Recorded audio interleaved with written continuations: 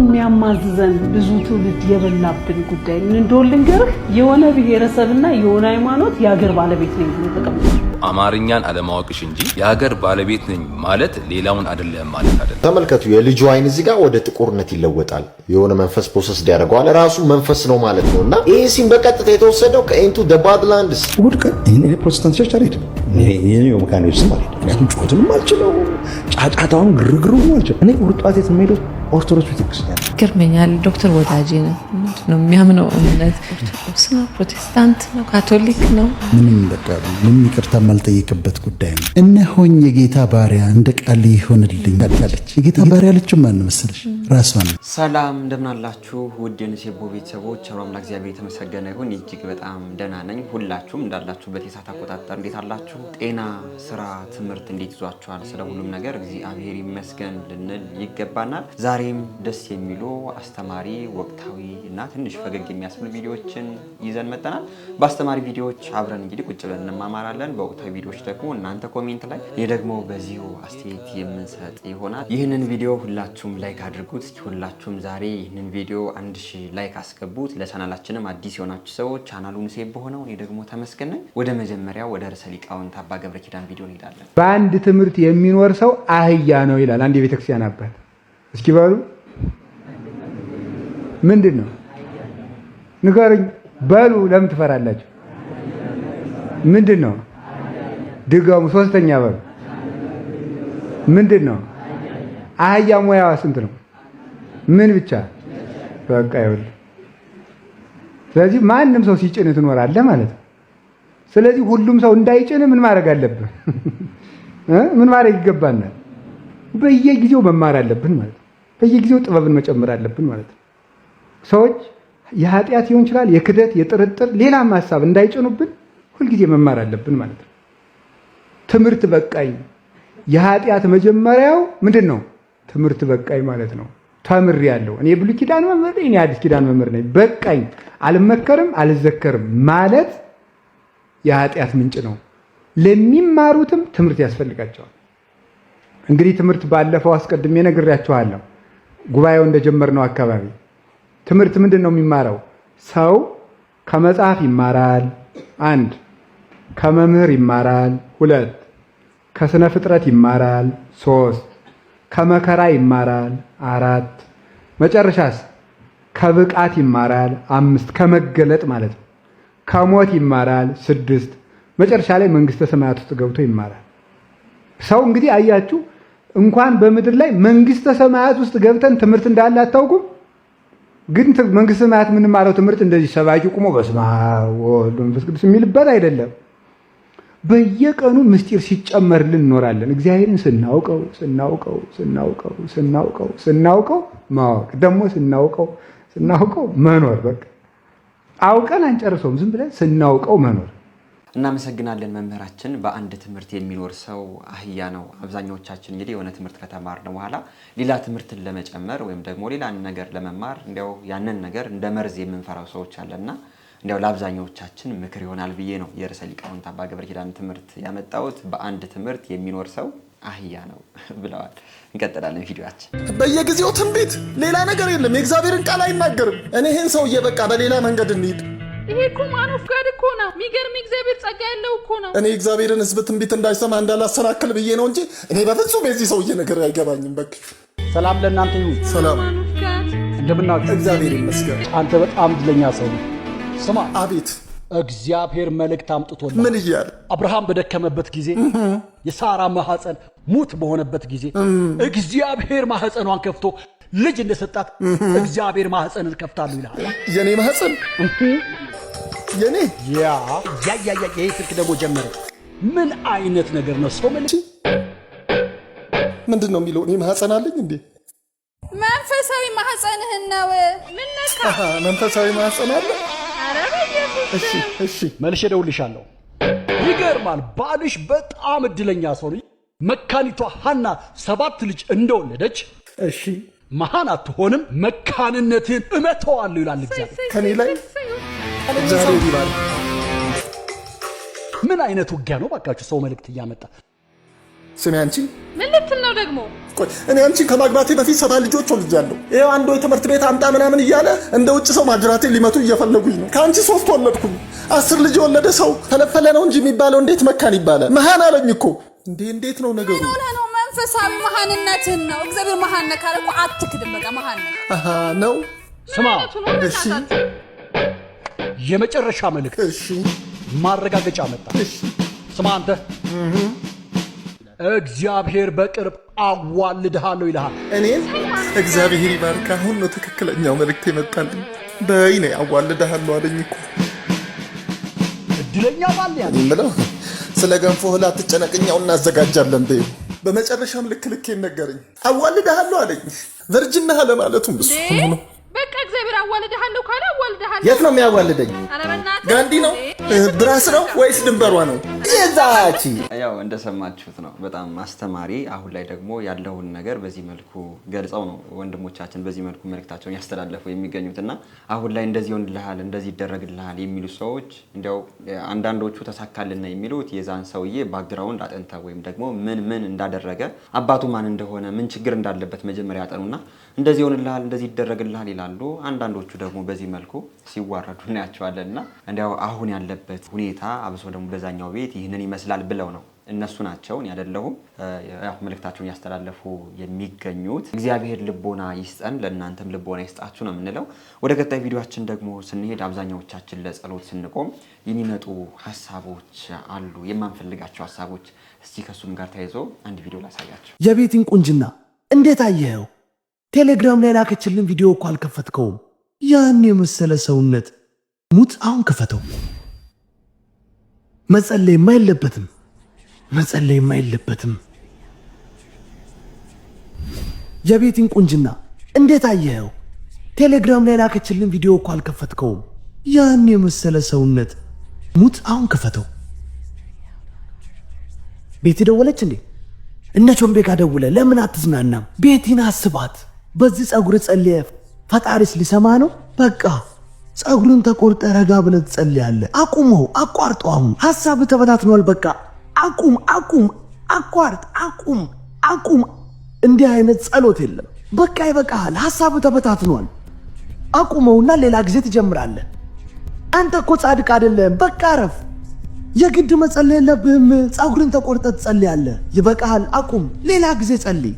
ብልግና ነው። ይህን እያሰብክ ልትጸልይ? ነውር። ብልግና ነው። ይህን እያሰብክ አትጸልይ። ሐሳብ ተበታትኗል። በቃ ዝጋው። የስ ነውር ነው። ፈጣሪ ፊት ቆመ እንዴት እንድትጸልያለህ? እንዴት እንድታስባለህ? ለጸሎት ቆመ ነውር፣ ብልግና። ቤቲ ምናምን እያልክ ሴት ታስባለህ? ፈጣሪም አዝኖብሃል። ከዚህ በኋላ ያንተ ጸሎት አይሰማም። ፈጣሪም ተቆጥቶሃል። ይሄ ንቀት ነው። ፈጣሪ ግን ንቀከዋል። ሌሎቹ በተመስጦ የሚጸልዩትን ጸሎት አንተ እንዴት መጸለይ ከበደ? ሌሎቹ እኮ እንዳንተ ብልግና አያስቡም ለጸሎት ቆመው። አንተ ግን የተረገምክ። በቃ ጸሎት ላንተ አይሆንም። ስለዚህ ውጣና እንደ ሌሎች ሰዎች ፈታ በል። ምን አስጨነቀ? ሂድ፣ ውጣ። በቃ ተወው ጸሎቱን። ሄደልኝ። ጎበዞች በደንብ ስሙኝ። እኔ እንዲህ አይነት ችግር በእኔ ላይ ብቻ ያለ ይመስለኝ ነበር። አብዛኛዎቻችን ግን ለጸሎት ስንቆም በጣም ብዙ የማንፈልጋቸው ሐሳቦች መጠው ጸሎት እንድናቋርጥ በጣም ብዙ አይምሮአችን ላይ ረብሻ ይፈጥራሉ። ይህንን መልእክት ነው ወንድሞቻችን ያስተላለፉልን ያለው። እስኪ ከጸሎት ጋር የተያያዘ ዶክተር አለማየሁ ዋሴ አንድ መጽሐፉ ላይ እንዲህ ብሎ ጽፎ ነበር። እስኪ እሱን ጽሑፍ ላንብብላችሁ። ጸሎት ማድረግ የምችል አይመስለኝም። ሁልጊዜ ለጸሎት ስቆም ሆነ ስንበረከክ የምለው ይጠፋብኛል። ምስጋና ሳበዛ የጎደለ ትዝ ይለኛል። ጥያቄ ሳበዛ የተደረገልኝ በአይነ ህሊናዬ ይመጣና ውለታ ቢስ የሆንኩ ይመስለኛል። ወዲያው ደግሞ ግሳንግስ ኃጢአቴ ትዝ ይለኝና የማመስገንም የመጠየቅም ሐሳቤ ይጠፋና ሀፍረቴ ይመጣል። ለማመጣጠን ስሞክር ደግሞ ጸሎቴን ትቼ ስራ ያስኩ ይመስለኛል። በቃል ያጠናሁትን የተለመደ ጸሎት ባደርግ ይሻል ብዬ ስጀምር ራሴን መጨረሻው ላይ አገኘዋለሁ። በንባብም ቢሆን ያው ነው። አንዳንዴ ለራሴ ሰው እንዴት ከፈጣሪው ጋር መነጋገር ያቅተዋል? ከስንቱ የሰው አይነት ጋር እየተግባባው እንዴት ከአምላኬ ጋር መግባባት ያቅተኛል እያልኩ በራሴ አዝናለሁ ይለናል። እንግዲህ ጸሐፊው የሁላችንም እንግዲህ በጸሎት ላይ ያለን ሐሳብ ይህንን ይመስላል። በጣም ደስ የሚል መልእክት ነው ወንድሞቻችን የሚያስተላልፉልን። ቪዲዮአችን እንቀጥላለን። መጀመሪያ ስለ እግዚአብሔር አለመታየት ጥቂት ነገር ልንገራችሁ። መጽሐፍ ቅዱስ ላይ ሁላችንም የምናውቀው ጥቅስ የዮሐንስ ወንጌል ምዕራፍ 1 ከቁጥር 18 ላይ ቅዱስ ዮሐንስ መቼም ቢሆን እግዚአብሔርን ያየው አንድስ እንኳ የለም ብሎ ተናግሯል። ትክክል ነው። መቼም ቢሆን ማለት ትናንትም ዛሬም ነገም፣ አንድስ እንኳ ማለት ሰውም መልአክም ማንኛውም ፍጡርም እግዚአብሔርን ያየው አንድስ እንኳ የለም ይላል። ስለዚህ እግዚአብሔር በባህሪው አይታይም። መታየት የሚችል አምላክ አይደለም። በግልጽም እንደማይታይ ራሱ እግዚአብሔር ተናግሯል። የማይታየው አምላክ ተብሎ የሚነገርለት ነው። ለሙሴም ሰው ፊቴን አይቶኝ አይድንም ቢለን፣ ግን በጣም የሚገርመው መጽሐፍ ቅዱስ ላይ እግዚአብሔር ስለ አለመታየቱ የተነገረውን ያህል ስለ መታየቱም በዛን ያህል ተጽፏል። ለምሳሌ ነቢየ እግዚአብሔር ዳዊት ስለ እግዚአብሔር አለመታየት እንዲህ ብሏል። መቼ ደርሳለሁ የአምላኬንስ ፊት መቼ አየዋለሁ ይላል። እግዚአብሔርን ማየት ናፈቀ። ይኸው ዳዊት በሌላ መዝሙሩ ላይ ደግሞ እግዚአብሔርን ዘወትር በፊቴ አየዋለሁ በቀኝም ነውና አልታወክም ይላል። እስቲ አሁን እነዚህ ሁለት ጥቅሶች ቢቀርቡላችሁ እንዴት ታስተናግዷቸዋላችሁ? እግዚአብሔር ይታያል ወይስ አይታይም? ዳዊት መቼ ደርሳለሁ መቼ አየዋለሁ ይላል። መልሶ ደግሞ ሁልጊዜ እግዚአብሔርን አየዋለሁ ይላል። ሌላም ልጨምርላችሁ። ለምሳሌ ሙሴ እግዚአብሔርን 570 ጊዜ አነጋግሯል።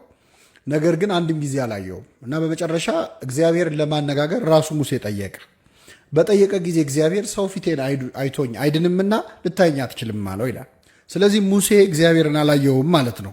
ይህንን ብለን ሳንጨርስ ግን እዛ ኦሪት ዘጸአት ምዕራፍ 24 ላይ የእግዚአብሔር ባሪያ ሙሴ፣ ወንድሙ አሮን፣ አብዩድና ናዳብ የተባሉት ሰዎች እንዲሁም ከሰባዎቹ የእስራኤል ሽማግሌዎች እግዚአብሔርን አዩ፣ እግዚአብሔርንም አይተው በሉ ጠጡም ይላል።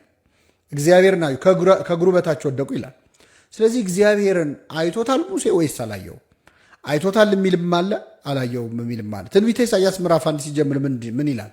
እግዚአብሔርን ከፍ ባለ በረጅም ዙፋን ላይ ተቀምጦ አየሁት ይላል። ስለዚህ እግዚአብሔር ይታያል ወይስ አይታይም? ቅዳሴያችን ላይ አባ ሕርያቆስ እስመ በአንጽሖ መንፈስ ርእይዎ ነቢያት ለእግዚአብሔር፣ ነቢያት እግዚአብሔርን መንፈስን ንጹሕ በማድረግ አይተውታል፣ ፊት ለፊትም ተያይተዋልና ይላል። ስለዚህ ነቢያት መንፈስን ንጹሕ በማድረግ አይተውታል ወይስ አላዩትም? መቼም ቢሆን ያየው የለም ይላል። ደግሞ መልሶ አዩት ደግሞ የሚል ለምን እናገኛለን? ባጭሩ ለመመለስ እግዚአብሔር መቼም ቢሆን ያየው የለም የተባለው ስለ ባህሪው ነው። እግዚአብሔርን በባህሪየ መለኮቱ ወይም በአምላካዊ ባህሪው ወይም በኢሴንሱ ማለት ነው ማንም ሰው አላየውም አያየውምም፣ ለወደፊቱም ልናየውም አንችልም። ሰው ፊቴን አይቶ ሊድን አይችልም ማለት ፍጡር እግዚአብሔርን ለማየት አይችልም። እግዚአብሔር መታየት ሳይፈልግ ቀርቶ ሳይሆን እኛ እሱን የምናይበት አይን ስለሌለን አቅም ስለሌለን ነው። እንኳን እግዚአብሔርን እኛ ፀሐይን አፍጠን ማየት አንችልም። ብናይም እንታመማለን። የፀሐይዋ ብርሃን መጠን ከኛ አይን አቅም በላይ ስለሆነ ማለት ነው። እግዚአብሔርን በምንም አይናችን እንኳን እግዚአብሔር። በጣም እናመሰግናለን መምህራችን። እግዚአብሔርን ማንም ያየው የለም ሲባል እንግዲህ ከምን አንጻር እንደሆነ መምህራችን በዚህ መልኩ ነግረውናል። ለነ ሙሴ ተገልጦላቸዋል፣ ለሌሎችም እግዚአብሔር ተገልጦላቸዋል። እንዴት እንደዚህ ተብሎ ይጻፋል እያሉ አንዳንድ ሰዎች ጥያቄያቸውን ሲያነሱ እንሰማለን። እግዚአብሔርን ማንም ያየው የለም ማለት ግን እግዚአብሔር እንደ እግዚአብሔርነቱ እንደ ታላቅነቱ በሙሉ ክብሩ ለማንም ለፍጥረት እንዳልተገለጠ እና እንዲያው አንድ ፍጥረት የሱን ሙሉ መለኮቱን ሙሉ ክብሩን ማየት እንደማይችል ያው ከመናገር አንጻር ነው እንጂ እንደው እግዚአብሔር ማንም ያየው የለም ሲባል እንደው ማንም አላየውም ለማለት እንዳልሆነ እንግዲህ መምህራችን በዚህ መልኩ ነግረውና ቅዱሳኑም ቢሆን እነሱን እንደሚመጥናቸው እንደየደረጃቸው እግዚአብሔርን እንዳዩ መጽሐፍ ቅዱስ ላይ የተጠቀሰ ነገር ነው። ለመምህራችን እግዚአብሔር አገልግሎት ዘመናቸውን ያርዝምልን። በጣም ደስ የሚል ትምህርትን ነው ያስተማሩ። ቪዲዮአችን እንቀጥላለን። አማራና ኦርቶዶክስ ግን ለአንዳንድ ኢትዮጵያውያን ምንድነው ይበደሏችሁ? አሁን ጦር የሚያማዝዘን ብዙ ትውልድ የበላብን ጉዳይ ምን እንደሆነ ልንገርህ። የሆነ ብሔረሰብና የሆነ ሃይማኖት የሀገር ባለቤት ነኝ ብሎ ተቀምጧል። በመጀመሪያ ቅኔን ለባለቅኔዎቹ ብታይ ጥሩ ነው። ምክንያቱም ቅኔ በራሱ እውቀት ይጠይቃል፣ ብልሃትን ይጠይቃል። ቅኔንም ለመፍታት እንዲሁ እውቀትና ብልሃት ይጠይቃል። ነገር ግን ይህንን ያንቺን ተራ ቅኔ ለመፍታት ብዙም ብልሃት እውቀት የሚጠይቅ አይመስለኝም። እና ንግግርሽን እኔ ላቅልልልሽና ሃይማኖት ያልሽው የኦርቶዶክስ ተዋሕዶ እምነትን ነው፣ ብሔር ያልሽው ደግሞ የአማራ ነው። እና እስቲ በጥያቄ ልጀምርና እንደው ውስጥሽ ላይ ለአማራም ሆነ ለኦርቶዶክስ ተዋሕዶ እምነት ጥላቻ ከሌለሽ በራሱ አሁን የተናገርሽው ንግግር የሀገር ባለቤት ነኝ እነዚህ አካላት ቢሉ ምኑ ጋ ነው ችግር ሊሆን የሚችለው? ወይንስ የኦርቶዶክስ ተዋሕዶ እምነት የሀገር ባለቤት ነኝ ስትል ሌሎችን አይደላችሁም እያለች ነው እያልሽ ነው?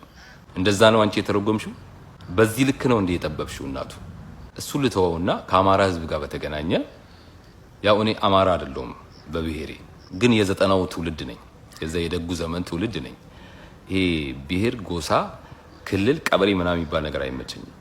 ከምንም በላይ ሰው ነኝ፣ ሲቀጥል ኢትዮጵያዊ እና ከአማራ ህዝብ ጋር በተገናኘ ልክ እንደተቀረው ኢትዮጵያዊ ወንድሞቹ ሌሎች ብሔሮች ሁሉ ይሄ ታላቅም ህዝብ አይደለም ለኛ ለኢትዮጵያውያን ለአፍሪካውያን አልፎም ለጥቁር ህዝቦች በሙሉ ኩራት የሆነው የአድዋ ድል ላይ እንደተቀረው ኢትዮጵያዊ አጥንቱን ከስክሷል፣ ደሙን አፍሷል። በዚህ ደማቅ ታሪክ ላይ የራሱ ትልቅ አሻራ ያለው ድንቅ ህዝብ ነው የአማራ ህዝብ ማለት ነው።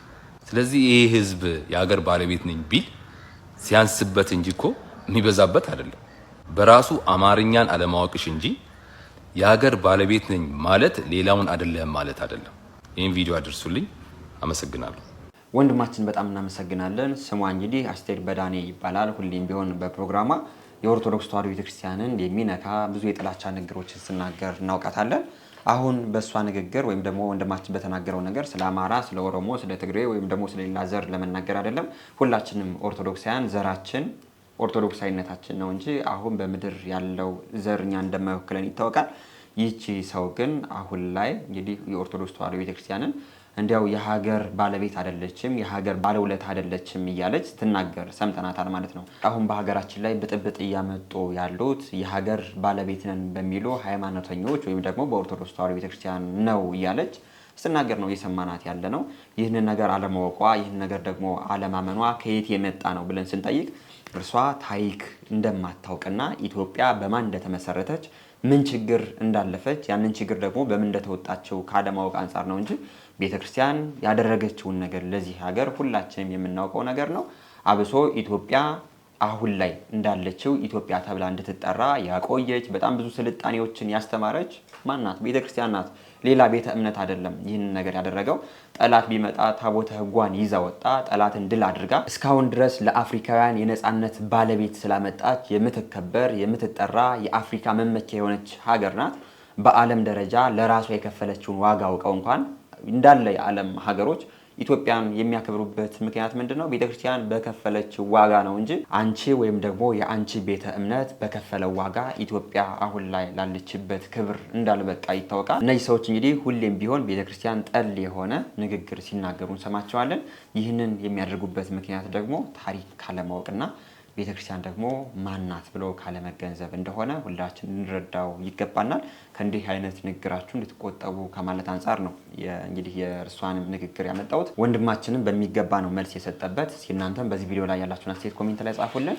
ቪዲዮአችን እንቀጥላለን። አንዳንድ ሰዎች በቤተክርስቲያን የሚሰጥን ስጦታ ወይም የሚሰበሰብ ስጦታን በዓለማዊ ያውም ደግሞ መጥፎ አራያነት ባላቸው ቦታዎች እንደሚደረገው አይነት የስጦታ አሰባሰብ ስርዓት መዘርጋት የሚፈልጉ ሰዎች አሉ። ምዕመናንን አስጨንቆ አስገድዶ ብዙ ሰዓት ወስዶ አንዳንድ ጊዜ ታቦት ወጥቶ ማለት ነው አድክሞ ስጦታ ለመሰብሰብ የሚሞክሩ ሰዎች አሉ። በጣም አግባብ አይደለም። አንዳንድ ጊዜም በእውነት በጣም በሚያሳዝን መልኩ ምዕመናን እጃቸውን ወደ ላይ አውጡ ይባልና እስቲ ኪሳችሁ እጃችሁን ከተቱት ያወጣችሁትን እንዳለ አምጡ ተብሎ ሁሉ የሚነገርበት ቦታ አለ። ይሄ ጸያፍ ነው። በዛ አካባቢ ያሉ የቤተክርስቲያን አስተዳዳሪዎች፣ በዛ አካባቢ ያሉ የስብከተ ወንጌል ኃላፊዎች፣ በዛ አካባቢ ያሉ የሰበካ ጉባኤ ኃላፊዎች እንዲህ አይነት ድርጊቶችን ማስቆም አለባቸው። በቤተክርስቲያን ውስጥ እንዲህ አይነት ነገር መደረግ የለበትም። በፈቃዱ በገዛ ልቡ ወዶ ፈቅዶ ከሚሰጠኝ ሰው ተቀበልልኝ ነው ያለው እግዚአብሔር። እውነት ነው። በጣም እናመሰግናለን። አሁን ቤተክርስቲያናችን ላይ ሊስተካከሉ ከሚገቡ ነገሮች መካከል በዋነኝነት አንዱ ይህ ነው ማለት ነው። እንግዲህ ታቦተ ሕግ ወጥቶ ሰው ስለ በዓሉ ከሚማረው ይልቅ ገንዘብ የሚሰበሰብበት ሰዓት እንደሚበልጥ እናውቀዋለን። ታቦተ ሕግ እንግዲህ 2 ሰዓት ወይም ደግሞ 1 ሰዓት ወጥቶ እስከ 6 ሰዓት ይቆማል። ሰው የ30 ደቂቃ ትምህርት አይማርም። በቃ ሁሉም ነገር የሰበካ ጉባኤ አህባሉን በሉት የሰባኪ ወንጌልን በሉት ሌሎች የመጡ ሰዎችን በሉት በቃ ሐሳባቸው ገንዘብ መሰብሰብ ነው እንጂ ሰው ዛሬ ስለዋለው በዓል ምን ይማር የሚለው ነገር እነሱ አያገናዝቡትም። ይህ ነገር ደግሞ ልክ አይደለም። ሰው ፈልጎ አስቦ መስጠት አለበት እንጂ እንዲያው ታቦተ ሕግ ቆሞ ስለዛ ስለዋለው በዓል በሚማርበት ወቅት ገንዘብ መሰብሰቡ ልክ አይደለም። መምህራችን የተናገሩት ነገር እውነት ነው፣ መስተካከል ያለበት ነገር ነው። ሁላችንም ይህ ጉዳይ የሚመለከተን ሰዎች አሁን ላይ በቤተክርስቲያናችን ይህን ነገር ልናስተካክለው ይገባናል። ለምን ይህንን ችግር ያመጣ ነው፣ ይህንን ችግር የፈጠር ነው ሌላ አይደለም እኛ ስለሆን ማለት ነው። በጣም እናመሰግናለን። በጣም ጥሩ ሀሳብ ነው። እንቀጥላለን ቪዲዮአችን። እኔ አስራቴን የምሰጠው አስራት ይሰጥ የለም ከሚገኘው ላይ ፕሮቴስታንት አይደል መባለው። አስራቴን የምሰጠው ለአክሱም ጽዮን ቤተክርስቲያን እስከዚች ቀን ድረስ ዛሬ ጧት ሰጥቼ ነው የመጣሁት። አካውንት ያላችሁ ምንም ነገር ላገኝ ከማገኛው ላይ አስራቴን፣ መባዬን፣ ቁርባን የምሰጠው ለአክሱም ጽዮን ቤተክርስቲያን ነው። አክሱም ላለችው ጽዮን ቤተክርስቲያን ነው። ቅድስት ማርያምን እመቤታችን ማለት ችግር የለውም እመቤታችንን እንበላት። እንኳን እንግሊዟ ንግስት ኩዊን ኤልዛቤት አወር ሌዲ ትባላለች። ስለዚህ ቅድስት ማርያምን እመቤታችንን በላት። እሷ ደግሞ ከኢየሱስ ውጭ ሌላ ልጅ የላትም። በድንግልና ወልዳ በድንግልና ነው የጨረሰችው በዘመኗ። ፐርፔቹዋል ቨርጂኒቲ ያላት ብዬ ተናገርኩኝ። እኔ እንዲሁ መናገሬ ነው፣ እውቀት ማካፈሌ ነው። ከዛ ተዋህዶ ኦርቶዶክስ ቤተክርስቲያን እኮ ኢየሱስን ታውቃለች፣ ኢየሱስን አታውቅም ማለት በደል ይሆንባችኋል። በዓላቶቿን ተመልከቱ። ሜጀር የሚባሉትን አበይት በዓላቶቿን 9ኙን ተመልከቱ። በሙሉ ስለ ኢየሱስ ናቸው። አንዱ ስለ መንፈስ ቅዱስ ነው። አጽዋማቶቹን ተመልከቱ። አጽዋማቶቹ በሙሉ ስለ ኢየሱስ ናቸው 7ቱም ብዬ ተናገርኩ። እኔ በየዋህነት እውቀት ማካፈሌ ነው። ከዛ የቃል ኪዳን ታቦቱ የሙሴ ጽላት ኢትዮጵያ ውስጥ ነው ያለው፣ አክሱም ጽዮን ነው ያለው። ታቦቱን ብናከብረው እንከብራለን እንጂ አንጎዳም ብዬ ተናገርኩኝ። የእርግማን መዓት ወረደብኝ። ሳየው ግን ሲመስለኝ የሚወረወርብኝን እያንዳንዱን ድንጋይ የስድብ ድንጋይና የእርግማን ድንጋይ ድንግል ማርያም ወደ ወርቅ እየለወጠችው ይመስለኛል።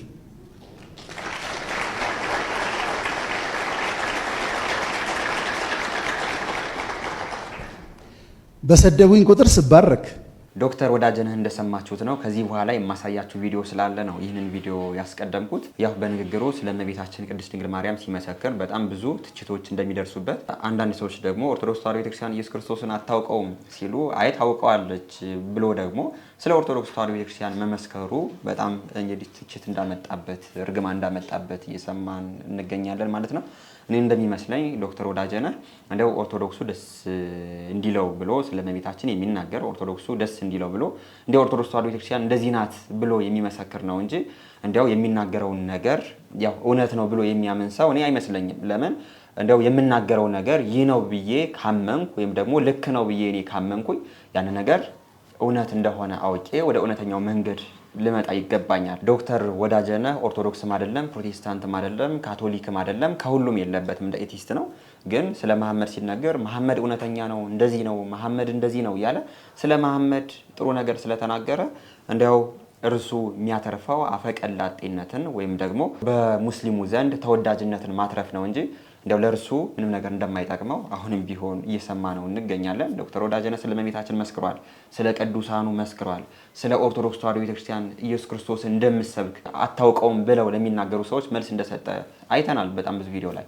ግን እርሱ ያን ነገር እውነት ነው ብሎ ወደ ኦርቶዶክስ ተዋሕዶ ቤተክርስቲያን አልመጣም።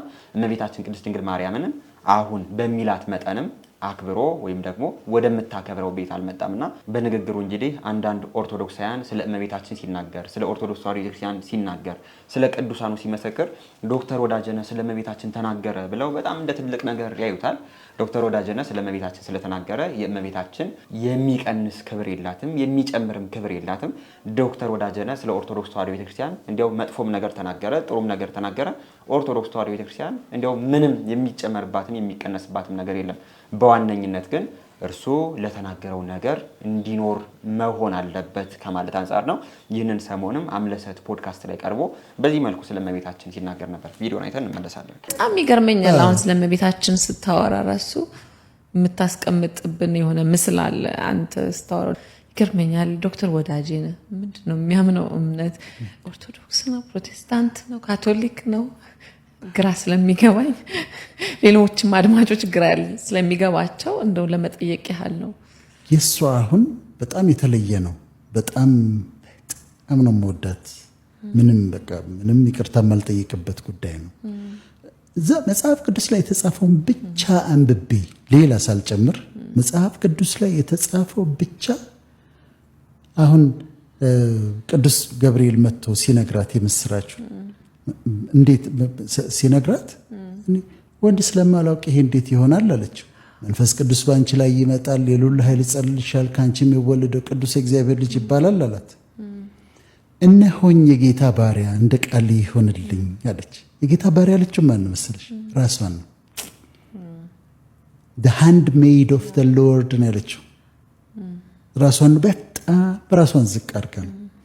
ከዛ ደግሞ ተነስታ መልእክቱን ከሰማች በኋላ ወደ አክስቷ ስትሄድ ቅድስት ኤልሳቤጥ ጋር ስትሄድ ከዛ ሰላም ስትላት ጽንሷ የኤልሳቤጥ ጽንሷ ልጁ ሲዘልል ስታይ ከዛ ራሷ ድንግል ማርያም ቆማ ነፍሴ ጌታን ታከብረዋለች፣ መንፈሴ በአምላኬ ሐሴት ታደርጋለች፣ የባሪያይቱን ውርደት ተመልክቷልና እያለች ስትናገር ንግግሯ ደስ ሲል ከዛ በጣም የሚገርመኝ ደግሞ ጌታ እያስተማረ በምድር ላይ እያስተማረ እየተከተሉት በገንዘባቸው የሚያገለግሉት ሴቶች ነበሩ። መግደላዊት ማርያም፣ ዮሐና፣ ሶስና ነበሩ። እዛ ላይ አታያትም። እሷን ለምሳሌ ዞር አቴንሽን አትፈልግም። ራሷን ዞር ታደርጋለች። በዚህ በጣም እገረምባታለሁ። ጌታም ሞቶ ከተነሳ በኋላ ከነዛ ከካዱት ከተናገሩት ሰዎች ጋር አብራ ስትጸልይ ታያታለች። እና በጣም ነው የምወዳት። መጽሐፍ ጽፌ ያለው የቅድስት ድንግል ማርያም ታላቅ አእምሮ የሚል መጽሐፍ አለኝ። ካራክተሯን አጥንቼ ነው። በጣም ነው የምወዳት። ሳስባት ሁሉ በጣም እገረማለሁ። አምላክን በማህፀኗ የተሸከመች፣ እሱን የወለደች፣ እሱን ያሳደገች በሚገባት ክብር መከበር አለባት ብዬ አምናለሁ። ስለዚህ ለሁሉም ክብር አለ። በቃ ክርስቲያን በሚለው እንውሰድ። ክርስቲያን እንደሰማችሁት ነው ዶክተር ወዳጄነህን ስለ እመቤታችን ስለ ቅድስት ድንግል ማርያም ያለውን ፍቅር በዚህ መልኩ እንግዲህ ሲገልጽ እየሰማነው እንገኛለን። ያው ሌላ ነገር የምናገረው ነገር የለንም። እመቤታችን ቅድስት ድንግል ማርያም ፍቅሯን ታብዛለት፣ ወደ እውነተኛው መንገድ ተመልሰው ነው የምንለው። ሌላ ነገር የምንለው ነገር የለንም። ወደ ቀጣይ ቪዲዮአችን ደግሞ ስንሄድ ይህንን ሰሞን አንድ በጣም መነጋገሪያ የሆነ ርዕሰ ጉዳይ አለ። እርሱም ደግሞ መነጋገሪያ የሆነው ርዕሰ ጉዳይ በቃና ቲቪ የሚተላለፍ ልጄስ የሚል ያው ተከታታይ ድራማ አለና እንዲያው እሱ ላይ የሚተላለፉ መልእክቶችን እያዩ አንዳንድ ሰዎች አሁን ላይ ተቃውሟቸውን እየገለጹ ይገኛሉ። ይህንን ሰሞን በጣም መነጋገሪያ ከሆኑ ርዕሰ ጉዳዮች መካከል አንዱ ይህ ነው ማለት ነው። እስቲ ከተነገሩት ነገር መካከል ወይም ደግሞ ችግሩ ምንድን ነው የሚለውን ነገር አንድ ቪዲዮ አይተን እኛም ቢሆን ያለውን ነገር አብረን የምነጋገር ይሆናል። ቪዲዮን አይተን እንመለሳለን። ተመልከቱ። የልጁ አይን እዚህ ጋር ወደ ጥቁርነት ይለወጣል። የሆነ መንፈስ ፕሮሰስ ያደርገዋል። ራሱ መንፈስ ነው ማለት ነው። እና ይህ ሲም በቀጥታ የተወሰደው ከኢንቱ ደ ባድላንድስ ነው።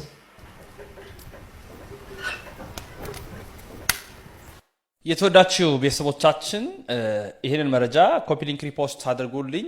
ትዝብቴን ነው ማጋራችሁ። እናንተ ደግሞ ትዝብታችሁን ታስቀምጣላችሁ። ሀሳብ አስተያየቶቻችሁን በነፃነት ኮመንት አድርጉልኝ።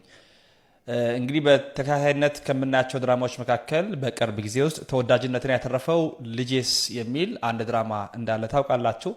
የመጀመሪያው 5 ክፍል ተለቆ ሁሉም ሰው ካየ በኋላ ወደ ዲኤስቲቪ ዞሮ የዲኤስቲቪ የነበረውን ቆይታ ጨርሶ ደግሞ አሁን በድጋሚ ወደ ቃና በመምጣት በብዙሃኑ ዘንድ በዩቲዩብ ቻናሎችም ተለቆ እየተመለከትን የምንገኘው ተወዳጅነትን ያተረፈ የመጣ ድራማ ነው። ልጄስ የሚለው ሀሳቡ አንድ አባት ልጁን ፍለጋ ወደ አንድ መንደር ሄዶ እዛ ላይ የሚያጠነጥን ነው። አጠቃላይ ስራው በአንድ መንደር ላይ የሚከወን አባት ልጅን ፍለጋ የሚሄድበትን ርቀት የሚያሳይ ነው። ሀሳቡ ጥሩ ነው። እስካሁን እንግዲህ በተረዳሁት መልኩ ሀሳቡ ጥሩ ነው። የተቀረጸበት መንገድ ጥሩ ነው። እይታው ጥሩ ነው። ብዙ ነገሮች ደስ የሚያሰኙ ናቸው። ግን ደግሞ በአንድ ጎኑ ደግሞ ትንሽ ቅር ያሰኘኝና ጥያቄ የፈጠረብኝ ነገር አለ። ምናልባት ታዘባችሁ እንደሆነ አላውቅም። የዚህ ልክ ክፍሉ እየጨመረ በመጣ ቁጥር የድራማው ዘውጉ ትንሽ ኢትዮጵያዊነታችንን ጥያቄ ውስጥ የሚከት የሆነ የጥንቆላ መንፈስ ቢስ የተባለች አንድ በመንደሩ የምትገኝ መናፍስትን የሚያትት የሚያሳይ የሆነ መጥቷል። አይናቸው ሲገለበጥ የሚያደርጉበት የአምልኮ ስርዓታቸው የሚደረግበት ሰዓት እያንዳንዱ ነገር እዚህ ከመናፍስት ወይም ከጥንቆላ ከምንለው ዓለም ጋር የተገናኘ የመጣ ይመስለኛል ካያችሁ ማለት ነው። እርግጥ የዚህን ድራማ መጨረሻ አላየንም። ነገር ግን የሄደበት ያለበት መንገድ ትንሽ ከበድ ያለ ነው። ኢንቱ ዘ ባርላንድ ላይ ከዛሬ 9-10 ዓመታት በፊት ኢንቱ ዘ ባርላንድ የሚል ተከታታይ ድራማ እንደነበረ ታውቃላችሁ። እዛ ላይ የነበሩ አይነት ስርዓቶችን አሁን በዚህ ልጄስ በሚለው ድራማ እያየን እንገኛለን። ምን ታዘባችሁ? ኢትዮጵያዊነታችንን፣ መልካችን፣ ቀለማችንን የኛነትን ቀለም ይዞ የመጣ የሆነ አይደለም። ልክ ቁጥሩ የገፋ በመጣ ቁጥርና እንዴት ነው ይህንን እንደ ጥበብ ነው የምታዩት ወይንስ አይደለም? የኔን ሀሳብ አስቀምጫለሁ። ሀሳቦቻችሁን አስቀምጡልኝ። በፍጹም ነፃነት በፍጹም ቀናነት እንዲሆን እመኛለሁ። ዩቲዩብ ላይ በደንብ አድርገን ሰርተናል። እዛም ገብታችሁ ተከታተሉ። ወንድማችሁ ልዑል መብራቱ ነኝ። ያሮስ የእናንተም የእኛም ነው። ወንድማችን እንደሰማችሁት ነው። ይህንን ሰሞን በጣም መነጋገሪያ ከሆኑ ርዕሰ ጉዳዮች መካከል ይህ ልጄስ የሚለው ድራማ ያው በጣም መነጋገሪያ ሆኗል። ይህ ድራማ እንግዲህ ኢትዮጵያዊ ለዛ የሌለው ድራማ ነው እያሉ በጣም ብዙ ሰዎች ትቻቸውን እያቀረቡ ይገኛሉ። ለምን አንድ ድራማ ለኢትዮጵያ ሰዎች የተዘጋጀ ከሆነ የኢትዮጵያ ባህልን፣ ወግን ወይም ደግሞ ኢትዮጵያ ማንነቷን የያዘ ድራማ ሊሆን ይገባል እንጂ የምዕራባውያንን ወግና ባህል አምጥቶ ይህ የመናፍስቱን ዓለም ማስተዋወቅ ለምን እንደተፈለገ በጣም ብዙ ሰዎች ላይ ጥያቄን አስነስቷል። ይህን ሰሞን በጣም መነጋገሪያ ከሆኑ ርዕሰ ጉዳዮች መካከል አንዱ ነበር ማለት ነው። እንግዲህ የዚህ ድራማም ጸሐፊ ቪኦኤ ላይ በተደረገለት ቃለ መጠይቅ ይህንን ነገር ተናግሮ ነበር። የተናገረው ንግግር ነው በጣም መነጋገሪያ ደግሞ የሆነው። እስኪ ንግግሩን ላንብብላችሁና አብረን ደግሞ የምናየው ይሆናል። የፊልሙ ጸሐፊና አዘጋጅ ሰማኝ ጌታ ይባላል። ሲናገር ደግሞ እንዲህ አለ። እኔ መምከር በምችልበት እድሜ ላይ ባለመሆኔ ወይም ደግሞ እኔ ልጅ በመሆኔ ድራማው ከማስተማር ይልቅ ጠያቂና ደንበር ተሻጋሪ የሆነ ሀሳብ እንዲኖረው ማድረግ ላይ አተኩሬያለሁ። ምንድነው የሚለው? ድራማው አያስተምርም ነው እያለ ያለው። በዚህም ሆነ በዚያም ድራማው ከማስተማር ይልቅ ጠያቂና ድንበር ተሻጋሪ። ከማስተማር ይልቅ ማለት እኛ የመናፍስት ነገሮችን ካየነ በኋላ ይህ መናፍስት እንዴት ነው እንዲህ የሆነው እያለን ምዕራባውያን ላይ ያለውን ነገር እንድናይ እንድንመለከት ስለዛ ነገር ሪሰርች እንድናደርግ ነው የሚፈልጉት። ወይም ደግሞ ከኛ ላይ ያን ድራማ ካየነ በኋላ የሆነ አይምሯችን ላይ ጥያቄ ምልክትን ሊፈጥር የሚችል ኮንተንት እንደሆነ ነው እርሱ እየተናገረ ያለው። በንግግሩም ደግሞ የድራማው ሀሳብ ባህር ተሻጋሪ የሆነ ሀሳብ እንደሆነ፣ የኢትዮጵያ ወግ ባህል ወይም ደግሞ የኢትዮጵያ ማንነት ምንም የማይመጥን ሀሳብ እንዳልሆነ፣ የምዕራባውያንን ባህል ባህር ተሻጋሪ የሆነ ሀሳብን አምጥቶ እያስተላለፈ እንደሆነ ራሱ እንግዲህ ቪኦኤ ላይ ባደረገው ቃለ ምልልስ ይህንን ነገር ተናግሯል ማለት ነው። ይህ የፊልም ጸሐፊና አዘጋጅ የሆነውም ልጅ ከምዕራባውያን ባለሙያዎች ጋር ወይም ደግሞ ኔትፍሊክስ ኢንዱስትሪ ጋር ባለሙያዎቹ ይህ ነገር እንደዚህ አድርገው እያሉ ጋይድ እያደረጉት ይህንን ፊልም እንደሰራ እየተናገረ ነበር ማለት ነው። በጣም ብዙ ሰውም ይህንን ጥያቄ እያቀረበ ያለው ነገር ምንድነው? ቪኦኤ ላይ የሰጠውን ቃለ ምልልስ ካየ በኋላ ወይም ደግሞ ይህ ፊልም አስተማሪ አይደለም፣ ድንበር ተሻጋሪ ነው እንጂ የኢትዮጵያ ባህል አይደለም፣ ወግ አይደለም፣ ልማድ አይደለም እያሉ ግን የምዕራባውያን የሆነውን ነገር አምጥተው ለኛ ማህበረሰብ ለማስተማር እንግዲህ የሰሩት ፊልም እንደሆነ ካወቀ በኋላ እንደሆነ እየሰማን እንገኛለን። ይህንን ሰሞን በጣም መነጋገሪያ የሆነው ርዕሰ ጉዳይ ይህ ነው። እናንተስ በዚህ ፊልም ምን ትላላችሁ? ያላችሁን አስተያየት ኮሜንት ላይ ጻፉልን። እንቀጥላለን። ኦርቶዶክስ ቤተክርስቲያን ነው የምሄደው። እሑድ ቀን እኔ ፕሮቴስታንት ቸርች አልሄድም። እኔ መካኒዎስም አልሄድም። ምክንያቱም ጩኸቱንም አልችለው፣ ጫጫታውን ግርግሩም አልችለው። እኔ እሑድ ጠዋት የት ነው የምሄደው? ኦርቶዶክስ ቤተክርስቲያን ነው የምሄደው።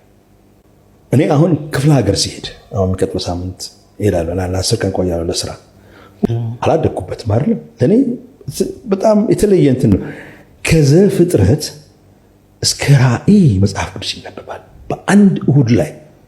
የራሱ ምርጫ አለው። እየተመረጠ እኛ ቃ መካኒሱ ሰው ከኦሪት እናነባለን፣ ከወንጌላት እናነባለን፣ ከመልእክት እናነባለን። ኖርማል ስቲል መካኒሱስን ሊተርጂ የሚከተሉት እሱም እየጠፋ ነው። ግን ብዙ አሁን እንሞክራለን ያን እንዲነሳሳ አትሊስት ግን ከነዚህ ከሶስቱ ክፍሎች እንዲነበብ ይሞከራል። እነሱ ጋርስ ከኦሪት አንስተው እስከ ራእይ ያነባሉ። ከኦሪት የተወሰነች ክፍል፣ ከነቢያት የተወሰነች ክፍል፣ ከመዝሙር የተወሰነ ክፍል፣ ከወንጌል፣ ከሐዋርያት፣ ከራእይ መጽሐፍ ቅዱስ ይነበባል። እኚህን ሰው እንግዲህ እንደሰማችኋቸው ነው የፕሮቴስታንት አማኝ ናቸው። እሁድ እኔ ወደ ፕሮቴስታንት ቸርች አልሄድም ወይም ደግሞ ሁካታው ብጥብጡ ወይም ደግሞ ሰላም የለም እኔ የሚሄደው ወደ ኦርቶዶክስ ቤተክርስቲያን ነው እያሉ ሲናገሩ እየሰማናቸው እንገኛለን። ይህንን ሲናገሩ ምን ትዝ አለኝ መሰላችሁ? ቅዱስ ጳውሎስ በአንደኛ ቆሮንቶስ መልእክቱ ምዕራፍ 14 ቁጥር 33 ላይ እግዚአብሔር የሰላም አምላክ ነው እንጂ የሁከት አምላክ አይደለምና በቅዱሳንም አብያተ ክርስቲያናት ሁሉ እንዲህ ነው። እንግዲህ የቅዱሳን የሆኑ አብያተ ክርስቲያናት ሰላም ያለባቸው ቦታዎች ናቸው እንጂ በዚህ መልኩ እንግዲህ እርሱ እንደሚለው ራሱ ነው እየተናገረ ያለው የሁከት ቦታዎች የብጥብጥ ቦታዎች እንዳልሆኑ የሰላም ቤት ደግሞ ኦርቶዶክስ ተዋሕዶ ቤተክርስቲያን እንደሆነች ራሱ የተናገረው ነገር ነው። እንግዲህ እኔ የእሱን ንግግር አምጥቼ ቅዱስ ጳውሎስ ደግሞ የጠቀሰውን ጥቅስ አምጥቼ ከመናገሩ ውጭ ምንም ነገር ያደረኩት ነገር የለም። በቪዲዮ ላይ ያላችሁን አስተያየት ኮሜንት ላይ ጻፉልን። እግዚአብሔር የሰላም አምላክ ነው፣ ቤቱም ሰላም ናት። የሰላም ቤት ደግሞ ቤተክርስቲያን ናት። ቪዲዮአችን እንቀጥላለን። የንታ ሲናገሩ እዚህ አባ ሙሴ ጸሊም የሚባል ማህበር አለ ተብሏል አለ እና አባ ሙሴ ጸሊም በረከታቸው ለሁላችን ትድረሰ።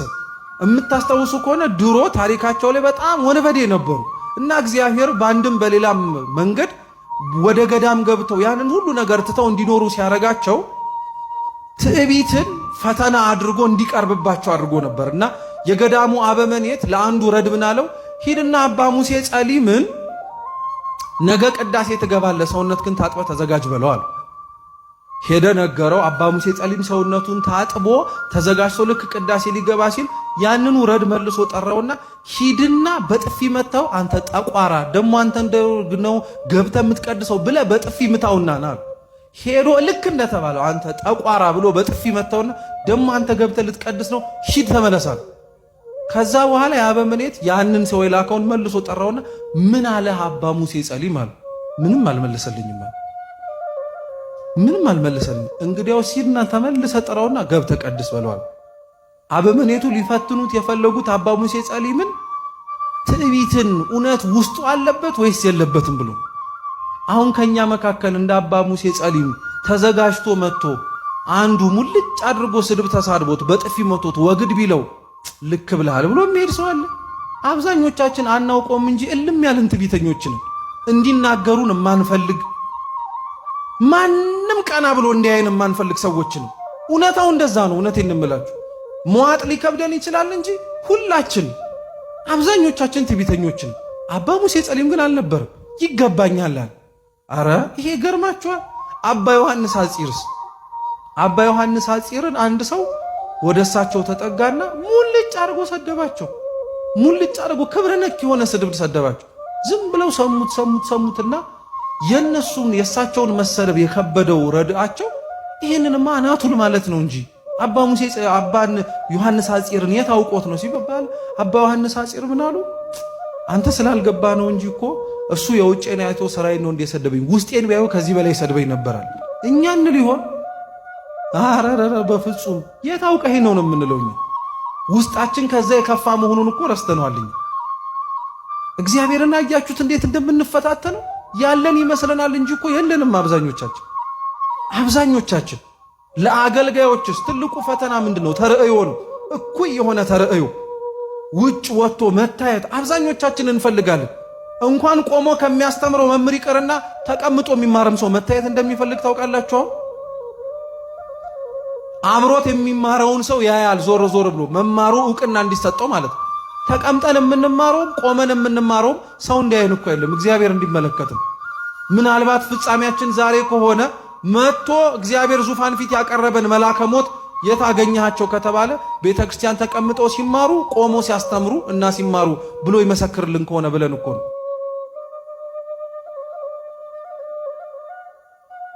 እግዚአብሔር ለወንድማችን የአገልግሎት ዘመኑን ያርዝምልን። በጣም ደስ የሚል ትምህርትን ያስተማረን።